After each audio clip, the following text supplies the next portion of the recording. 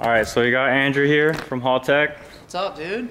What are you doing? We're gonna fix a little stuff on Hertz car. It had a little issue. We found a pinched wire, and it was shutting some stuff down and making everything pretty unhappy. Okay. You know, so these guys really wanted me to kind of give you guys a rundown of what engine management is. Let's start with the box. So we've got, this is Hertz ECU out of his car. It's an Elite 1500. This is basically our top of the line for a 4-cylinder or rotary, two rotor rotary application. Okay. Basically what you're looking at there is the brains of your car. It does everything from the fueling, the ignition, boost control, and basically anything in between. Sick.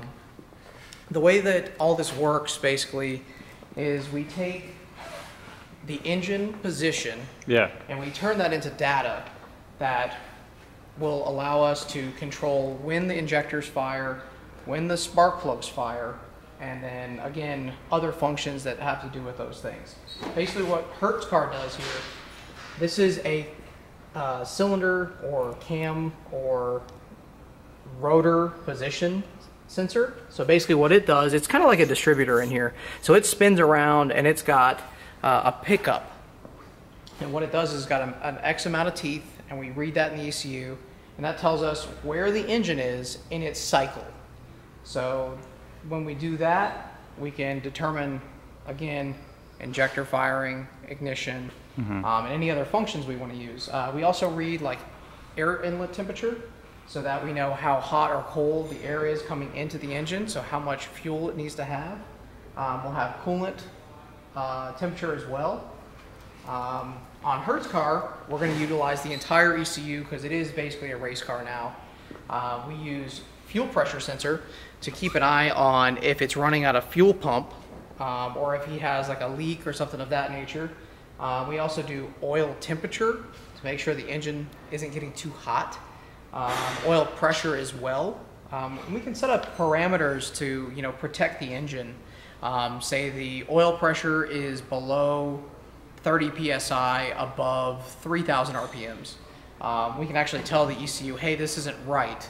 So let's put a lower rev limiter on it so that it can't hurt the engine. Sick. We can do a lot of similar stuff with like air-fuel ratio. So you have the wideband. And that basically tells you how much air and fuel is mixed when it exits the exhaust. To do that, that can really be helpful, especially with turbocharged cars that tend to run lean under boost, and that will also correct in the ECU. Okay, sick. Yeah. So if you look right here, this is Hertz boost control solenoid. So basically what that does is it limits the amount of boost pressure that the wastegates see. Okay. So it bleeds off pressure and allows it to make more boost. We can do that all via the ECU. Yeah, that's really cool, man.